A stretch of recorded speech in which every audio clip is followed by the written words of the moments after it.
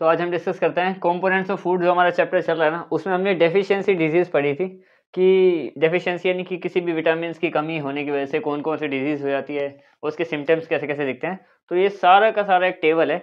यहाँ पे मैंने vitamin A, B, C, D, E, vitamin K, calcium, phosphorus, iron, iodine की कमी से क्या-क्या बीमारियाँ होती हैं और कैसे-कैसे हमारे शरीर में बदलाव आता है, हमें देखने को पता चलता है। तो वो सब के बारे में तुम्हें एक ही बार में समझा दूँगा।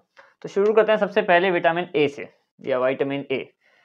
ए से हमें एक बीमारी होती है नाइट ब्लाइंडनेस। नाइट ब्लाइंडनेस का मतलब है, नाइट का मतलब अंधेरे में। नाइट का मतलब ये नहीं कि सिर्फ रात में, कोई भी अगर अंधेरा ना, वहाँ पे हमारा विजन पुअर हो जाएगा, मतलब देखने की शक्ति बहुत कम हो जाती है या तो बिल्कुल ही खत्म हो जाती है।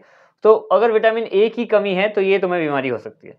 विटामिन बी की बात करें तो विटामिन बी से होती है जो बीमारी, उसका नाम है बेरी-बेरी, ठीक है। इसमें क्या होता है, वीकनेस ऑफ मसल्स, यानी कि जो हमारे मसल्स होते हैं वो वीक हो जाते हैं। जैसे हाथ में जैसे हाथ का मसल है, ये इसमें दर्द करने लग जाएगा क्योंकि उतने स्ट्रॉन्ग नहीं रह जाते अगर विटामिन बी की कमी से होती है। अगर विटामिन सी की शरीर में कमी है तो होगी हमें बीमारी, का नाम है स्कर्वी, SCURVY। और उसमें क्या होता है, ब्लीडिंग गम्स, यानी कि हमारे जो गम्स है उसमें से खून निकलता रहेगा। चाहे जो दांत है वो अच्छे से अपने मसूड़े में अटका हुआ है, पर फिर भी साइड वाइड से खून निकलता रहेगा। तो विटामिन सी की कमी से हो जाता है हमें, ठीक है। विटामिन डी पे आते हैं। विटामिन डी में देखो, बीमारी का नाम है रिकेट्स, RICKETS। इसमें क्या है, वीक बोन्स। इसमें था वीक मसल्स, इसमें है वीक बोन्स, यानी कि इसमें क्या, मसल्स कमजोर होती है, इसमें हड्डियां कमजोर होती हैं, ठीक है। रिकेट्स, अगर विटामिन डी की कमी है तो तुम्हारी हड्डियां कमजोर हो सकती हैं, ठीक है। विटामिन ई पे आते हैं। विटामिन ई देखो तो डिजीज का नाम है क्रोन्स डिजीज। क्रोन्स एक बंदे का नाम है, उसी के नाम पे इसका रखा गया क्रोन्स डिजीज। इसमें होता क्या है, पेल स्किन, यानी कि स्किन अपना कलर छोड़ने लग जाती है धीरे-धीरे और हल्की-हल्की व्हाइट होने लग जाती है। तुमने ऐसे कई लोग देखे भी होंगे, जहाँ पे क्या है, जो उनकी नॉर्मल स्किन का नेचुरल कलर है वो हटने लग जाता है और धीरे-धीरे उनका चेहरा बस सफ़ेद-सफ़ेद ही होने लग जाता है, बिल्कुल, ठीक है। वो अगर विटामिन ई की कमी है तुम्हारे शरीर में, तो उसका रीज़न ये हो सकता है। आगे बात करें विटामिन के। विटामिन देखो, विटामिन के से एक बीमारी होती है, उसको कहते हैं हेमरेज। अब हेमरेज में क्या है, डिले ऑफ क्लॉटिंग, क्लॉटिंग ये सी है, ठीक है। डिले ऑफ क्लॉटिंग, इसका मतलब क्या है, डिले का मतलब देर होना। क्लोटिंग का मतलब होता है जैसे हमें कहीं पे चोट लग जाती है, ठीक है, तो कुछ समय बाद धीरे-धीरे करके उस पे एक ब्लैक कलर की पपड़ी जम जाती है, ठीक है। अब वो अगर हमारे अंदर विटामिन के है सही मात्रा में, तो वो जल्दी बंद हो जाएगा और खून निकलना बंद हो जाएगा। लेकिन अगर विटामिन के की कमी है और खून निकल गया, मान लो एक कट लग गया हाथ में, तो निकलता रहेगा क्योंकि धीरे-धीरे होगा वो, जो जितनी प्रोसेस में विटामिन के होगा जितना ज़्यादा शरीर में, उतना ज़्यादा वो जल्दी भरेगा और हमारा खून रुक जाएगा। लेकिन अगर विटामिन के की कमी है, तो फिर क्या होगा, डिले इन क्लॉटिंग, यानी कि क्लॉटिंग होने में टाइम लगता रहेगा और धीरे-धीरे करके होएगा, धीरे-धीरे करके इतने में खून ज़्यादा निकल जाएगा शरीर से, ठीक है। तो विटामिन के से हमें वो दिक्कत होती है। बात करते हैं कैल्शियम की। अब कैल्शियम से जो बीमारी होती है वो है ओस्टियोमेलेशिया। ओस्टियोमेलेशिया में क्या होता है, ब्रिटल बोन्स, यानी कि इसमें भी जो हड्डियाँ हैं, ये भी हड्डियों से रिलेटेड, क्योंकि जो कैल्शियम है, देखो कैल्शियम में क्या होता है, कैल्शियम से हमारे दाँत और हड्डियाँ बनी होती है, ठीक है। अब कैल्शियम की ही कमी होगी तो फिर हमें हड्डियों की वीकनेस और ये सब लगेगा ही, बिल्कुल सेम, ठीक है। अब बात करते हैं फास्फोरस। फास्फोरस की कमी शरीर में हो जाए तो जो बैड टीथ है या फिर अनफॉर्म्ड टीथ, यानी कि मतलब फास्फोरस की अगर शरीर में अच्छे से कमी नहीं है तो क्या होगा, जो दाँत होंगे वो हमारे उतने स्ट्रॉन्ग नहीं होंगे, आसानी से टूट जाएँगे, वीक वीक होंगे या जल्दी कीड़ा लग जाएगा। मतलब जितने भी दाँत के इश्यू है ना तुम्हारे, वो सारे के सारे इससे होंगे अगर फास्फोरस की कमी है तो, ठीक है। आयरन की बात करते हैं। आयरन की कमी से हो जाती है हमें एक बीमारी, उसका नाम है एनीमिया, ठीक है। एनीमिया में क्या होता है, जितने भी हमारे रेड ब्लड सेल होते हैं ना, वो शरीर में उनकी गिनती कम हो जाती है। जैसे कि हमारे खून में red blood cell, white blood cell, platelets और प्लाज्मा 4 टाइप होते हैं, ठीक है। तो उनमें से रेड ब्लड सेल की यहाँ पे आएगा रेड ब्लड सेल, इसकी कमी हो जाती है, ठीक है। तो आयरन की कमी है तो समझ लो कि शरीर में रेड ब्लड सेल की भी कमी है, ठीक है। अब बात करते हैं आयोडीन की। आयोडीन जो नमक से हमें मिलता है बेसिकली, आयोडीन की कमी से हमें एक दिक्कत होती है जिसको बोलते हैं गोइटर। गोइटर, अब देखो गोइटर होता क्या है बेसिकली, तुम्हारे जैसे शरीर है, गर्दन हो गई या फिर, हाँ बेसिकली गर्दन के पास ही होता है, ठीक है। गर्दन में बहुत बड़ा कोई एक अलग से ग्लैंड निकल गया, मतलब यहाँ से कोई बड़े-बड़े फोड़े होने लग गए। जब तुम्हें नमक की कमी होती है ना, तभी ये ज़्यादा रीज़न होता है, क्योंकि जो पहाड़ों में रहने वाले लोग होते हैं ना, उनको तो ये डिज़ीज़ वैसे भी होती है क्योंकि वहाँ का जो पानी वगैरह है वो भी इतना शुद्ध होता है, ठीक है। अगर ज़्यादा ही चीज़ें शुद्ध होती है तो उसमें वो हल्का-हल्का नमक जो शरीर को चाहिए वो भी नहीं मिल पाता, इसलिए जो पहाड़ों में रहने वाले ज़्यादातर लोग हैं वो इस बीमारी से संक्रमित रहते हैं। मतलब ज़्यादातर 100 में से 10 लोग ऐसे हैं। और यहाँ पे हमें नमक की कमी, जैसे यहाँ पे पानी पीते हैं वो उतना प्योर नहीं है, ठीक है।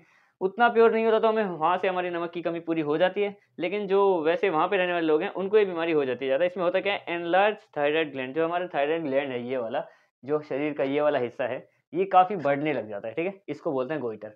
ये थे तुम्हारे विटामिन्स एंड मिनरल्स के कमी से क्या-क्या बीमारियाँ होती हैं, वो सब चीज़ें हमने डिस्कस करी। अब बढ़ते हैं इस चैप्टर के आखिरी कुछ 2-3 क्वेश्चंस रह गए हैं, उस पे बढ़ते हैं, फिर ये चैप्टर तुम्हारा कंप्लीट हो जाएगा। तो हम डिस्कस करते हैं इसके आखिरी के 3 क्वेश्चन, थोड़े बहुत इंपॉर्टेंट हैं, कभी कभी आ जाते हैं क्वेश्चंस, लेकिन बेसिकली जितना बेसिक था वो मैंने तुम्हें पहले ही बता दिया, पर इन क्वेश्चन पे भी ध्यान देते हैं, ठीक है।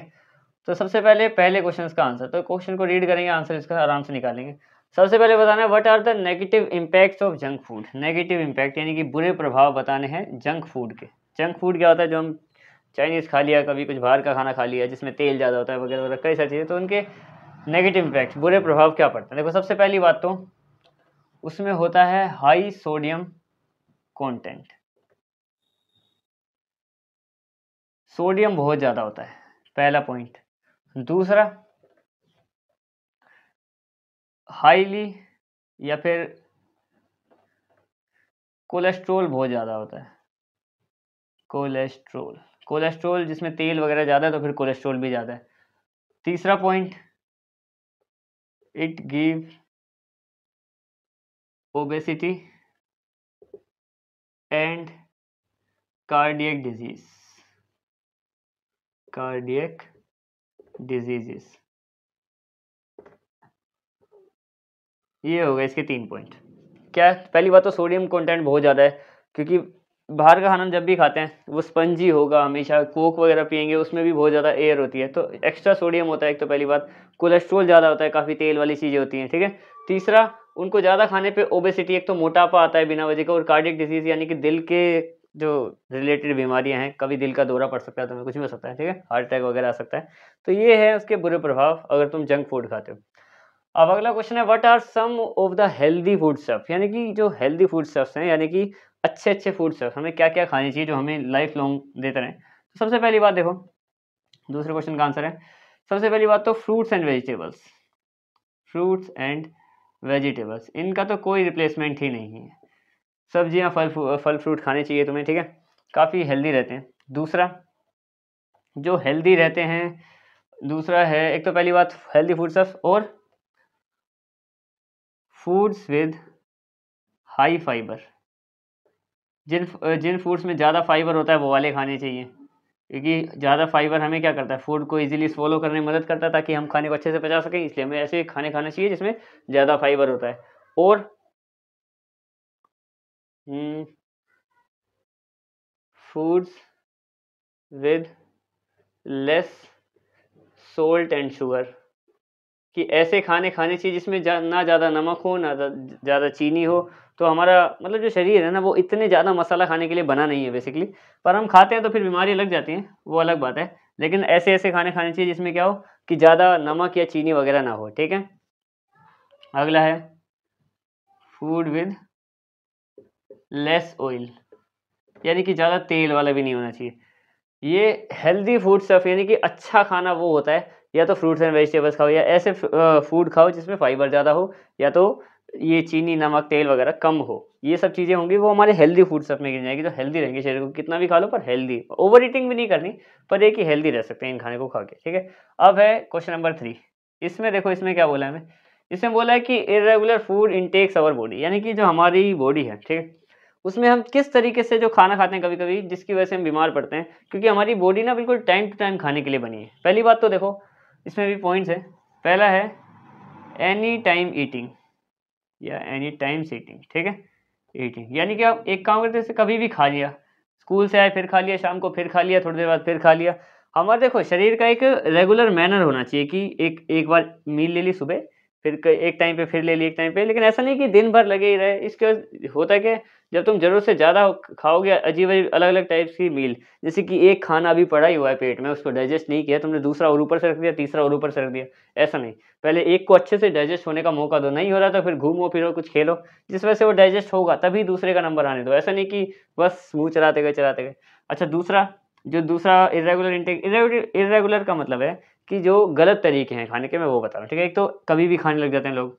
दूसरा है ओवर ईटिंग, कि कोई खाना बढ़िया दिख गया तो बस पेट ने अगर हार मान भी ली तो बस मुंह चलता रहे, ठीक है। ओवर ईटिंग का मतलब है पूरा पेट भरा हुआ है, फिर भी खाए जा रहे हैं। इसमें भी क्या होता है, ये भी हमारा इर्रेगुलर मैनर है, ठीक है, कि ज़्यादा खाएंगे, हमें पता है बीमार होना है, पर बढ़िया स्वाद के चक्कर में बस लपेटे जा रहे हैं, पर वो नहीं, ठीक है, क्योंकि बेसिकली हमें पता है बीमार होने से बेहतर है थोड़ा कम खा लो, कोई दिक्कत नहीं है, ठीक है।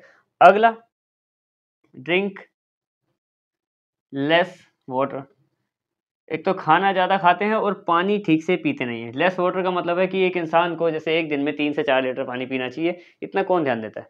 सब क्या करते हैं, इर्रेगुलर इर्रेगुलर मैनर है, इसलिए मैनर है क्योंकि हम ये सारे काम करते हैं असल में, ठीक है? तो ड्रिंक लेस वाटर का मतलब है 3 से 4 लीटर, इतना ध्यान ही नहीं रहता कि 1 ग्लास, 2 ग्लास, 3 ग्लास पी के किसी-किसी का तो पूरा दिन निकल जाता है। टाइम ही नहीं होता पानी पीने का, लेकिन पानी हमें पीना चाहिए। अगर हेल्दी रहना है तो, नहीं रहना तो मत पियो, कोई दिक्कत नहीं है। नंबर 4 पे आते हैं। सबसे मेन कारण है जंक फूड। इसको पूरा ही मिटा देता हूँ। जंक फूड, बाहर का खाना खाना, ज़्यादा तला हुआ खाना खाना, ज़्यादा तेल वाला, मसाले वाला, चीनी, ज़्यादा शुगर, हर टाइप का ये जितना भी जंक फूड है, ये भी हमारा इर्रेगुलर मैनर ही है, मतलब जो हमारे गलत तरीके हैं खाने-पीने के। तो इसी के साथ तुम्हारा एक कंपोनेंट्स ऑफ फूड चैप्टर हो गया पूरा कंप्लीट। ये 3 क्वेश्चन थे, तो मैंने ये भी समझा दिया तुम्हें।